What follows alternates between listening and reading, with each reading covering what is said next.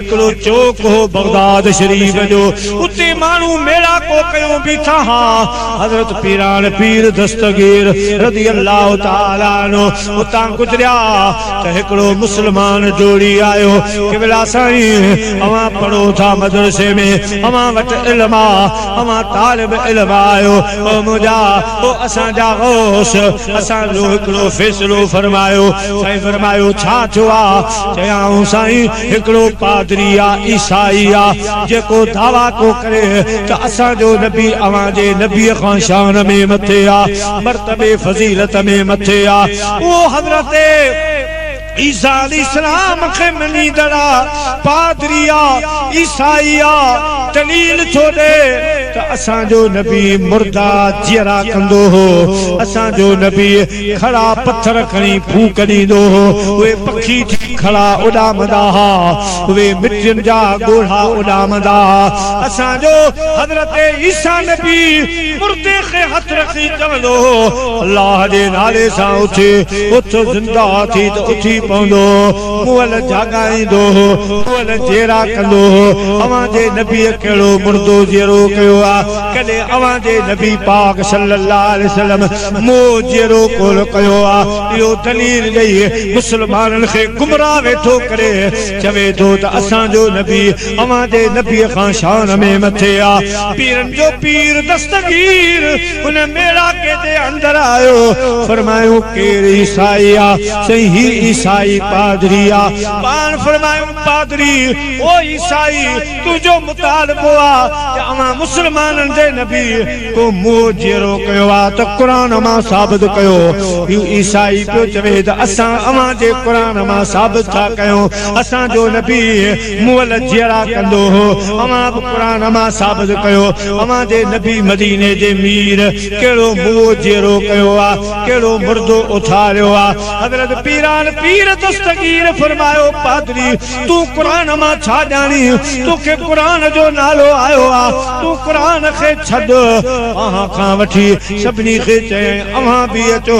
पादरी खे पाण बाह खां वठी बगदाद शरीफ जो पुराणो मुकाम हो, कब्रिस्तान हो, उन कब्रिस्तान में अची बिहारियूं। पाण फरमायूं पादरी क़ुरान खे छॾ, ही सॼो भरियो कब्रिस्तान आ, कंहिं बि कब्र ते हथ रख, हथ रखण तुंहिंजो कम आ। उन कब्र वारे खे उथारे बिहारण मां दस्तगीर जो कम आहे।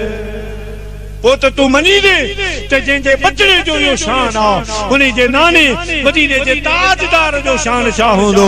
तो छा समझो आ? मुंहिंजा प्यारा पादरी अॻिते वधियो आ, हिकिड़ी कब्र ते हथ रखिया पुरानी कब्र हुई। ओ मुंहिंजा प्यारा दोस्तो जंहिंजा बासा दही चुका हा, कब्र शहीद गिरी चुकी, उन में उन जे मथां हथ रखिया चीसे हिन खे उथारियो। हज़रत गौस पाक फरमायो 100 साला पुरानी कब्र आहे बहन में अवां जो ईसाई पादरिया 100 साल हिन खे मर्दे गुज़री वियो आ।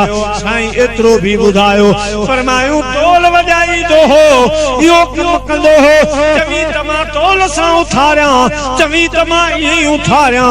साईं कीअं बि जीअरो करे ॾेखारियो। पाण कब्र ते हथ रखी पाण फरमायूं कुंभ इज़नी, इज़निल्लाह न चयूं इज़नी, ओ कब्र वारा मां गौस आज़म जे हुक्म सां मुझे हुक्म सां उथी। हज़रत ईसा अलैहिस्सलाम मुआ उथारींदो हो, पर कुंभ इज़निल्लाह चई अल्लाह जे हुक्म सां उथो। हज़रत गौस पाक फरमायो कुंभ इज़नी, मुझे हुक्म सां उथो। उथ मुंहिंजा प्यारा कब्र फाटी पई हो, 100 साला मुअल ईसाई उठी बीठो। पाण फरमाई पादरी साहब हाणे छा थो चवी? हे त असां गुलामन जो, असां रसूलुल्लाह जे औलाद जो कमाल आ। चाही तो इशारों से अपनी काया ही पलट दे, दुनिया की ये शान है खिदमत गारों की, सरदार का आलम क्या होगा, सरदार पार का आलम क्या होगा। असां जो कमाला मदीने जे साईं जो पंहिंजो कमाला। मुझे महबूब चोरी जो चंड लाए ॾेखारियो, लथल सिज मोटाए ॾेखारियो। मुझे हबीब जे हुक्म ते बादल वसण लगा, बादल रही आया।